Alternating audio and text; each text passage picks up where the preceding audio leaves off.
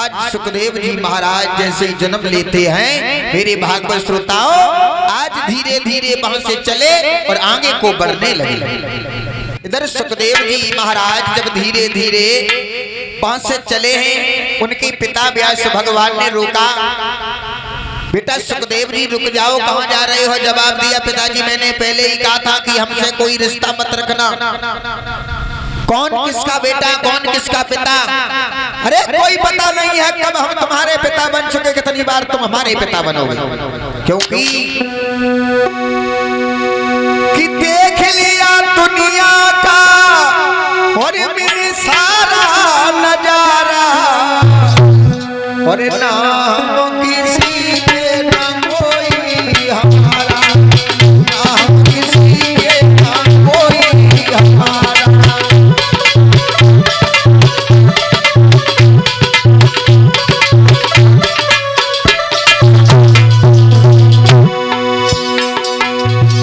अरे पिताजी तुम हमारे पीछे पीछे क्यों भाग रहे हो?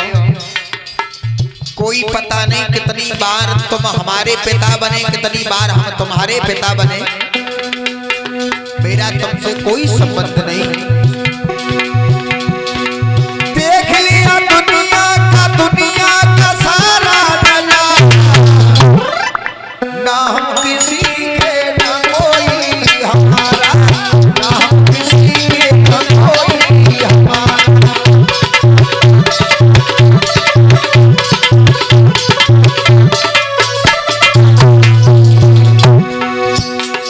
एक बात का ध्यान रखना भैया, सुखदेव जी महाराज समझा रहे हैं मेरे पीछे पीछे भागने की जरूरत नहीं है, क्योंकि जिंदगी में हजारों का मेला, जिंदगी में हजारों का मेला लगा, हंस जब जब उड़ा तब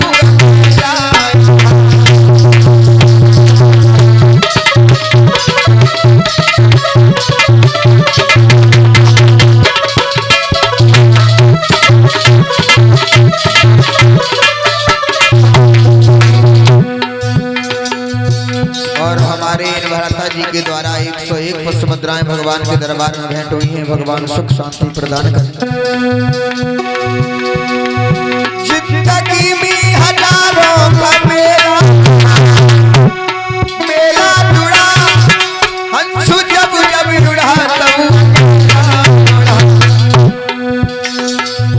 जिंदगी में हजारों का मेला लगा, हंसू जब जब जुड़ा तब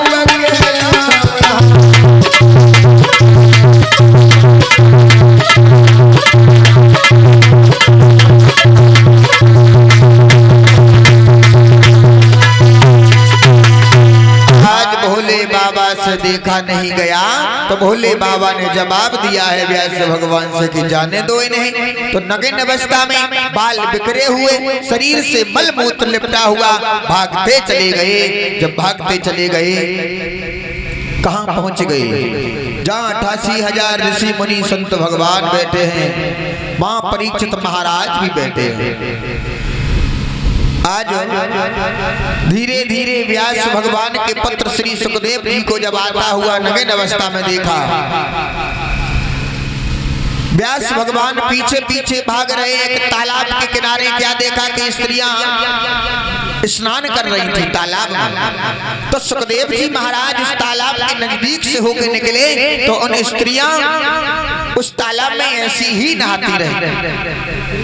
और जैसे ही व्यास भगवान गुजरे तो उन स्त्रियों ने भाग करके अपने वस्त्रों को धारण कर लिया। व्यास भगवान ने पूछा क्यों?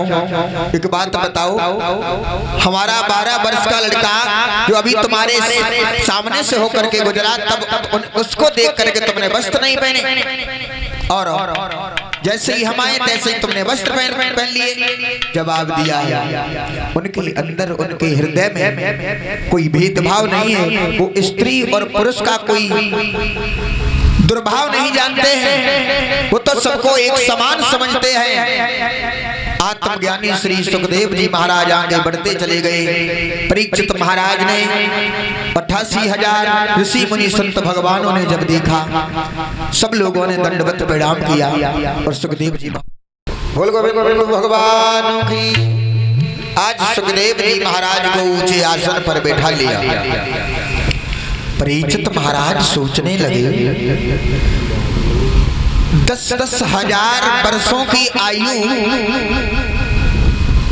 1-1 हजार वर्ष की आयु वाले संत भगवान 16 वर्ष के छोटे से बच्चे को प्रणाम कर रहे हैं। अभी परीक्षित महाराज को कुछ ज्ञान नहीं है कि ये आखिरकार है कौन। तो जब उनको प्रणाम करता हुआ परीक्षित महाराज ने देखा तो मन में विचार किया, ये कोई छोटी, बोलिए गोविंद भगवान की। और इधर सुखदेव जी महाराज को जब देखा तो परीक्षित महाराज सोचने लगे, मुझे कोई ये बड़ी महान मूर्ति लग रही है, क्योंकि अगर साधारण इंसान होता तो ये महात्मा इन्हें दंडवत प्रणाम नहीं करते, ये बहुत बड़ी कोई विभूति है। परीक्षित महाराज ने भी दंडवत प्रणाम किया, ऊंचे आसन पर बैठा लिया। उन्हें भी पता लग गया है कोई महान मूर्ति है, कोई छोटी मोटी मूर्ति नहीं है। तो श्री सुखदेव जी महाराज को आते ही आते बैठ नहीं पाए, तब तक परीक्षित महाराज ने प्रश्न कर दिया, कहे प्रभु मरने वाले को क्या करना चाहिए। सुखदेव जी महाराज को थोड़ी सी गुस्सा आई, क्योंकि आने की और बैठने की देर नहीं हुई, प्रश्नों को चालू कर दिया। मन में थोड़ी सी गुस्सा आई तो उन गुस्सा को रोक करके परीक्षित महाराज के हृदय को समझ करके श्री सुखदेव जी महाराज ने जवाब दिया है, परीक्षित महाराज मुझे पता है कि तुम्हें क्या हुआ, तुमने जो प्रश्न किया है मैं इसी प्रश्न से समझ गया कि तुम चाहते क्या हो। जवाब दिया, भगवान मैंने प्रश्न ये किया है कि मरने वाले को क्या करना चाहिए। सुखदेव जी महाराज कहने लगे, अगर तुम ये कहते कि महाराज हमें क्या करना चाहिए, हम मरने वाले हैं, तो हो सकता है ये व्यक्तिगत प्रश्न हो जाता। आपने ये कहा है कि मरने वाले को क्या करना चाहिए, और माताओं मरने वाले तो सब हैं, कोई ऐसा नहीं है जो अमर बना रहे, क्योंकि इस दुनिया में आया वो एक ना एक दिन जरूर जाएगा। लोक हित के लिए श्री सुखदेव जी महाराज ने बहुत सुंदर प्रश्न किया कि मरण धर्मा प्राणी को क्या करना चाहिए। जवाब दिया है सुखदेव जी महाराज ने, हे परीक्षित महाराज हम तुम्हें बता रहे हैं कि मरने वाले को क्या करना चाहिए। सबसे पहले भगवान की कथा को श्रवण करनी चाहिए। उस कथा में इतने रसलीन हो जाओ कि स्वयं रस बन जाओ। जितनी हो सके उतनी भगवान की कथा को श्रवण करते रहो, भगवान के गुण गाते रहो, क्योंकि जाना हर किसी को है, एक ना एक दिन तुम्हारा उद्धार हो जाएगा। वो तुम्हें जो श्राप लगा है, तो परीक्षित महाराज तुम्हें ही श्राप नहीं लगा, बल्कि सबको श्राप लगा है। सबको जाना पड़ेगा एक ना एक दिन, क्योंकि संसार को कहा गया है जग जासे जन्मे और गासे गए। डॉक्टर ताऊ जी अब कहाँ गए कोई पता नहीं, कभी कल्पना कर रहा है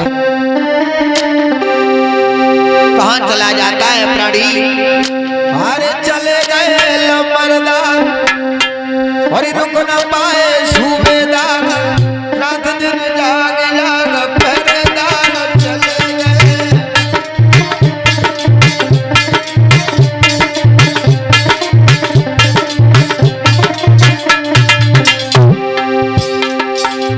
चाहे वे लंबरदार हो, चाहे थानेदार हो, चाहे सूबेदार हो, चाहे हवलदार हो, सबको जाना पड़ेगा।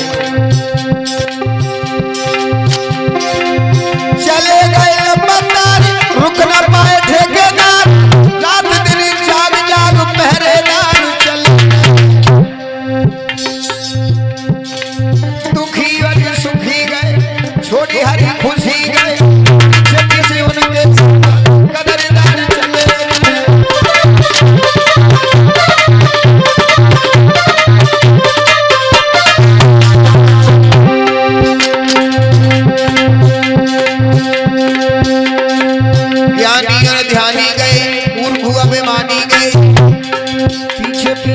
सबई अब समझदार चले गए।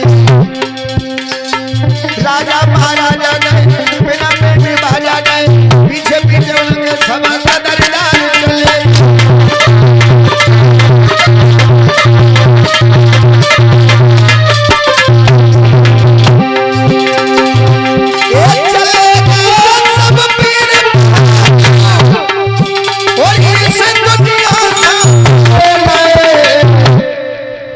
हरी लेकिन जाने कहाँ चले, लेकिन जाने कहाँ चले, लेकिन जाने कहाँ चले।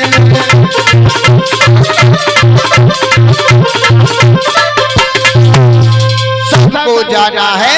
श्री सुखदेव जी महाराज समझा रहे हैं महाराज परीक्षित, भगवान की कथा निसंकोच होकर के श्रवण करते रहो।